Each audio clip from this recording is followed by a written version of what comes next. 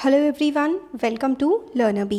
आई am Shivani Chauhan. इस video में हम देखेंगे क्लास 10th हिस्ट्री की बुक का चैप्टर 1 नेशनलिज्म इन यूरोप के इम्पॉर्टेंट क्वेश्चंस। तो पहले हम कुछ वन वर्ड वाले, फिर मतलब जो 1 मार्क्स में आते हैं शॉर्ट आंसर टाइप, फिर थोड़ी लॉन्ग आंसर टाइप देखेंगे। तो क्वेश्चन 1 है, which French artist prepared a series of 4 prints visualizing his dream of a word. तो मतलब कौन सा फ्रेंच आर्टिस्ट था जिसने 4 प्रिंट्स बनाए थे ड्रीम ऑफ द वर्ड के बारे में? तो वो थे फ्रेडरिक सोरो। ये बहुत इंपॉर्टेंट है। नेक्स्ट क्वेश्चन है, what do you understand by absolutist. तो एब्सोल्यूटिस्ट जो है, इससे आप क्या समझते हैं? तो एब्सोल्यूटिस्ट लिटरली अ गवर्नमेंट और system of rule that has no restrictions on the power exercised in history. The term refer to form of monarchical government that was centralized, militarized and repressive. तो absolutist मतलब ऐसी government जिसके पास अथाह मतलब power है, वो कुछ भी कर सकते हैं जो चाहे। किसी को मरवाना चाहे, कह दें कि भाई इसका गला काट दो, सर कलम कर दो, तो भाई उसका सर कलम हो जाएगा। मतलब राजा जो भी कहेगा, जो भी उसकी विम्स एंड फैंसीज होंगी, मतलब जो उसका मन करेगा वो करेगा। सिंपल सी ये बात है। ये होता है एब्सोल्यूटिस्ट पावर। मोनार्कियल होता है जो राजा का रूल होता है, और इसमें जो पावर होती है राजा के पास सेंट्रलाइज्ड होती है, और मिलिट्री जो है उसके पास होती है, राजा के पास ही, और वो काफ़ी ज़्यादा रिप्रेसिव होता है, मतलब अपनी अपनी चलाता है, किसी की नहीं सुनता है। वो होती है absolutist power. What is a utopian? तो utopian is a vision of a society that is so ideal that it is unlikely to actually exist. तो utopian मतलब होता है, यूटोपियन भी से यूटोपियन होता है। तो यूटोपियन ऐसी सोसाइटी होती है जो इतनी ज़्यादा अच्छी हो, उसमें कोई क्राइम ना हो, एक दूसरे से सब बहुत अच्छे से रहें। तो ऐसी सोसाइटी एग्जिस्ट करना जो मतलब जिसमें सब कुछ परफेक्ट हो, है ना, पॉसिबल नहीं है। तो ऐसी सोसाइटी को हम लोग यूटोपियन सोसाइटी कहते हैं, ऐसे समाज को जो मतलब एग्जिस्ट करना मतलब इतना ज़्यादा अच्छा है कि वो एग्जिस्ट ही नहीं कर सकता। What are advantages of a nation? Write one advantage. एक नेशन के, एक देश के क्या फ़ायदे होते हैं? तो the existence of nation is a guarantee of liberty which would be lost if word had only one law and only one master.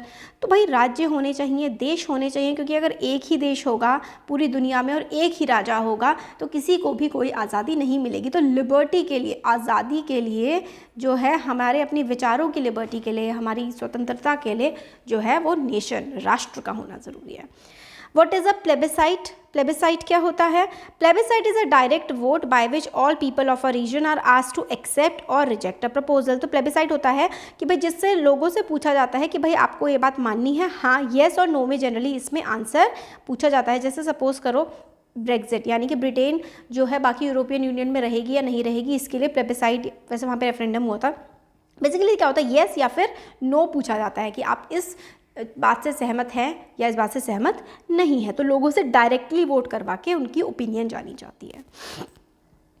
What political and constitutional changes did take place in the wake of the French Revolution in 1789? तो 1789 में जो French revolution हुआ था उससे फिर वहाँ पर क्या क्या बदलाव आए थे? तो French revolution led to transfer of sovereignty from the monarchy to a body of French citizen.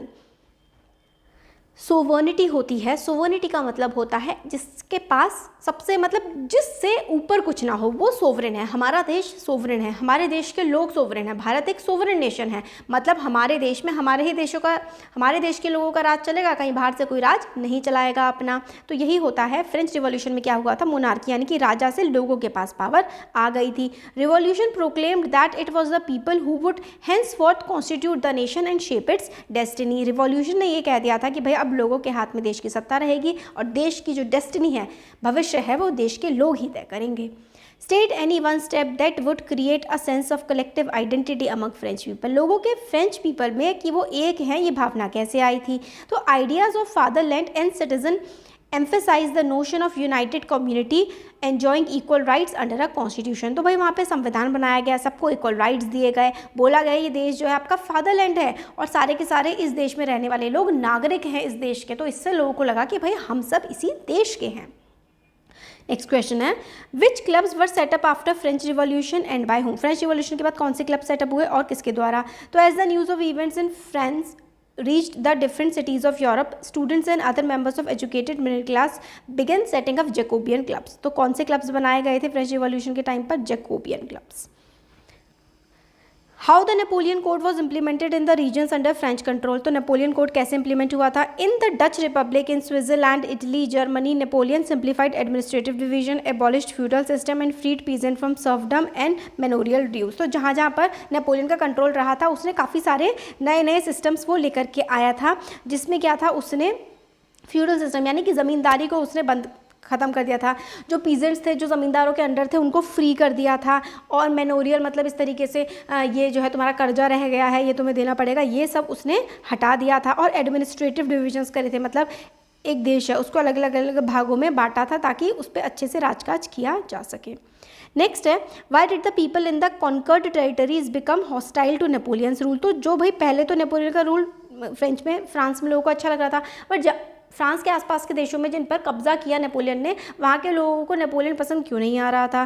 तो पीपल बिकम हॉस्टाइल, मतलब काफ़ी ज़्यादा नाराज़ हो गए थे, परेशान हो गए थे, due to increase taxation, tax बहुत ज़्यादा लग रहा था, censorship and forced conscription into French armies required to conquer rest of Europe. All these seem to outweigh the advantages of administrative changes. तो जो चेंजेस लाए थे कि भाई ज़मीन सबको मिलेगी या फिर जो ज़मीन है वो सिर्फ ज़मींदारों की नहीं रहेगी, ये सब तो चीज़ें बढ़िया थी, बट टैक्स बहुत ज़्यादा बढ़ा दिया गया था, बहुत ज़्यादा टैक्स हो गया था, सेंसरशिप बहुत ज़्यादा थी, मतलब ये चीज़ बोल सकते हैं, काम कर सकते हैं, नहीं कर सकते, ज़बरदस्ती उनको आर्मी में लोगों को भर्ती किया जा रहा था ताकि पूरे जो है यूरोप पे नेपोलियन की आर्मी कब्जा कर सके। तो बाकी देश के लोगों को ये सब पसंद नहीं आ रहा था। अब हम लोग थोड़े से बड़े आंसर्स 3 मार्क्स क्वेश्चंस देख लेते हैं। Who was Frederic Sorrieu? Frederic Sorrieu कौन था? Describe main features of the first print prepared by him in 1848। तो फ्रेडरिक सूरो जो है, he was a French artist who prepared a series of 4 prints visualizing his dream of a world made up of democratic and social republics as he called them. Main features of the first print of the series were as, तो उसकी ना painting बनाई थी, उसके 4 prints थे, उसमें क्या क्या था ये देखिए। It shows man and women of all ages of Europe and America offering homage to the Statue of Liberty. तो उसने कहा था कि सब सारे यूरोप के और अमेरिका के लोग स्टैच्यू ऑफ लिबर्टी, मतलब देखो स्टैच्यू ऑफ लिबर्टी जो है सिग्निफाई कर रहा था लोगों की आज़ादी को, तो उसको होमेज दे रहे हैं, मतलब लोग लिबर्टी की तरफ, आज़ादी की तरफ आगे बढ़ रहे हैं। Liberty was personified as a female figure with the torch of enlightenment in one hand and charter of rights of man in the other. तो एक हाथ में तो जो थी विमेन बना रखी थी, एक जो है एक पोर्ट्रेट या फिर बना रखा था, जो एक मूर्ति थी जिसके एक हाथ में तो एनलाइटनमेंट की टॉर्च थी। एनलाइटनमेंट होता है कि भाई ज्ञान मिल जाना, लोगों के भीतर जो है एक जागृति आ जाना, वो था। और चार्टर ऑफ मतलब लोगों के पास अधिकार होंगे, charter of rights of man in order and in the other, मतलब एक हाथ में कि लोगों को ज्ञान की प्राप्ति हो गई है और दूसरे हाथ में कि किस तरीके से आगे लॉस चलेंगे, उसकी किताब। In the foreground are the shattered remains of the symbols of absolutist institution. फिर ज़मीन पर वो इंस्टीट्यूशन पड़े हुए थे, जैसे कि मोनार्की जो लोगों पर अत्याचार करते थे वो ज़मीन पर पड़े हुए दिखाए गए पिक्चर में। Procession is led by US and Switzerland who were already nation states, other people are following them. तो यूएस और स्विट्जरलैंड जहाँ पर जो है डेमोक्रेसी टाइप की आ गई थी, नेशन स्टेट वो बन चुके थे, वो सबसे आगे थे स्टैच्यू ऑफ लिबर्टी की तरफ जाते हुए, बाकी सारे देश उनको फॉलो कर रहे थे आज़ादी के लिए। फ्रॉम हेवन्स अबव, और आसमान से, Christ, saint and angels gaze upon the scene to symbolise fraternity among the nation of the world. आसमान से जो है ईश्वर आशीर्वाद दे रहे थे ताकि भाईचारे के साथ दुनिया के लोग रह सकें। In Sorrieu's utopian vision the people of the world were grouped as distinct nation identified through their flags and national costume.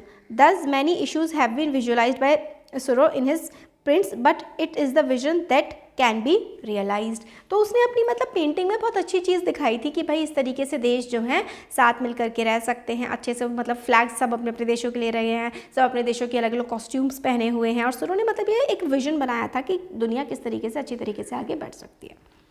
Next question है, describe the political condition of Europe in the mid 18th century. तो 18th century के time पे Europe की political condition क्या थी?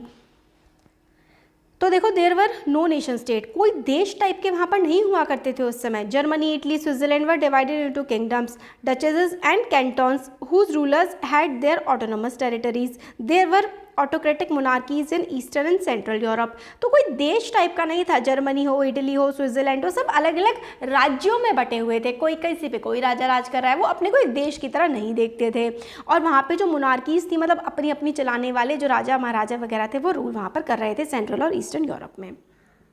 Next question देखते हैं, describe how events in France affected the different cities in Europe. तो फ्रांस में जो इवेंट्स हो रहे थे उससे बाकी सारे यूरोप के देशों में क्या असर पड़ रहा था। तो when the news of events in France reach the different cities in Europe, it had effect as mentioned below. Students and other members of educated middle class began setting up Jacobean club, क्योंकि देखो French revolution हुआ था, वहाँ पे फिर Jacobian club setup हुए थे, मतलब राजा को हटा दिया गया था।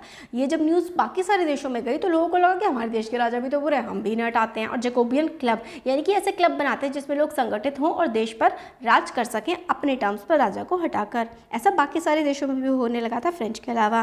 There activities and campaigns prepared the way for French आर्मीज which moved into Holland, Belgium, Switzerland and much of Italy in 1790s। तो उनकी जो एक्टिविटीज़ थी, फ्रेंच आर्मीज़ मतलब लोग भी आपस में देशों में आज़ादी चाह रहे थे अपने मोनार्क से, राजा महाराजाओं से। फ्रेंच आर्मीज़ जो है वो अलग अलग देशों में एंटर कर चुकी थी 1790s के टाइम पर। With the break of revolutionary war the French armies began to carry the idea of nationalism abroad. तो जो फ्रेंच आर्मीज़ थी ना, वो नेशनलिज्म यानी कि राष्ट्रवाद की जो भावना है वो बाकी सारे देशों में लेकर के जा रही थी कि राजा को हटाओ और अपना राज्य खुद देश के लोग ही चुनेंगे अपने नेता को। अब और देखते हैं, who was granted the right to vote in French during the period of revolution. तो रिवॉल्यूशन के टाइम पर फ्रांस में किस किस को वोट देने का अधिकार मिला। तो देखो, in France the right to vote and election was granted only to property owning man, मतलब जिन आदमियों के पास प्रॉपर्टी थी सिर्फ उनको ही वोट देने का अधिकार दिया गया। Men without property and all women were excluded from political right। तो जो है वोट देने का अधिकार जो आदमी जिनके पास कोई प्रॉपर्टी नहीं थी और जितनी विमेन थी, किसी भी विमेन को और किसी आदमी को जिसके पास प्रॉपर्टी ना है वोट देने का अधिकार नहीं था।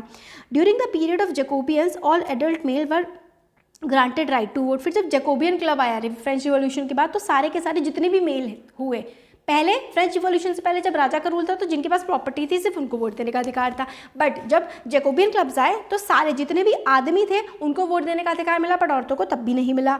In the Napoleonic code again granted limited right to vote. Women were reduced to the status of a minor subject to the authority of fathers and husband। तो women को फिर भी अधिकार कोई नहीं मिला और जो women थी वो अपने फादर या फिर अपने हस्बैंड के अंडर ही नीचे ही समझी गई।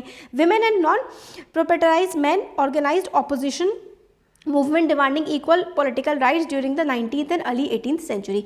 फिर 19th century और early 18th century 19th century के टाइम पर women और बाकी मैन जिनको वोट देने का अधिकार नहीं मिला था उन्होंने प्रोटेस्ट करने शुरू करे, आंदोलन करने शुरू करे वोट के अधिकार के लिए।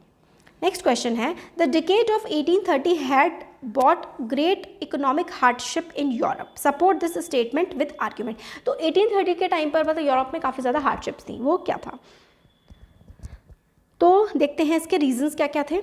There was enormous increase in the population all over the Europe, क्योंकि पॉपुलेशन बहुत ज़्यादा बढ़ गई थी तो खाने की और काम की कमी हो गई थी। There were more seekers of jobs than employment, तो जॉब्स लोग ज़्यादा ढूंढ रहे थे और काम कम था। People migrated from rural areas to cities to live in overcrowded slums. तो स्लम मतलब झुग्गी, मतलब काम की तलाश में लोग गाँव से शहर की तरफ आने लगे थे और झुग्गी झोपड़ियों में लोगों ने रहना शुरू कर दिया था। There was stiff competition between product of small producers and products imported from England where goods were made by machines as industrialization has already taken place। तो बहुत ज़्यादा कंपटीशन हो गया था, जो छोटे छोटे कारखाने थे वो अपना काम खुद कर रहे थे बिना मशीनों के, और इंग्लैंड में जो है वो मशीनों के द्वारा काम हो रहा था, तो बड़ा ही कंपटीशन बढ़ गया था क्योंकि मशीनें बहुत सारा सामान बना लेती थी। Peasants condition was bad due to burden of feudal dues and obligation. अब जो किसान थे उनकी कंडीशन भी बहुत ज़्यादा ख़राब थी क्योंकि ये जो ज़मींदार हुआ करते थे वो बहुत ज़्यादा दबाव डाला करते थे जो है किसानों पर कि भाई तुम्हें बहुत ज़्यादा पैसा देना है, बहुत ज़्यादा कर लिया करते थे। Prices of food has risen due to bad harvest, this had resulted in wide spread populism in town and country. तो फसलें ख़राब हो गई थी तो जो है खाने के दाम भी बहुत ज़्यादा बढ़ गए थे, तो लूट मार, चोरी चकारी, भुखमरी, ये सारी की सारी काफ़ी ज़्यादा चीज़ें जो है देश में फैल गई थी। तो ये थी जो है यूरोप की कंडीशन 1830s के टाइम पर। तो ये कुछ इंपॉर्टेंट क्वेश्चंस हम लोगों ने देखे नेशनलिज्म इन यूरोप जो चैप्टर है उसके। होपफुली वीडियो आपको पसंद आया होगा और आपके एग्जाम में ये हेल्पफुल होगा। Thank you.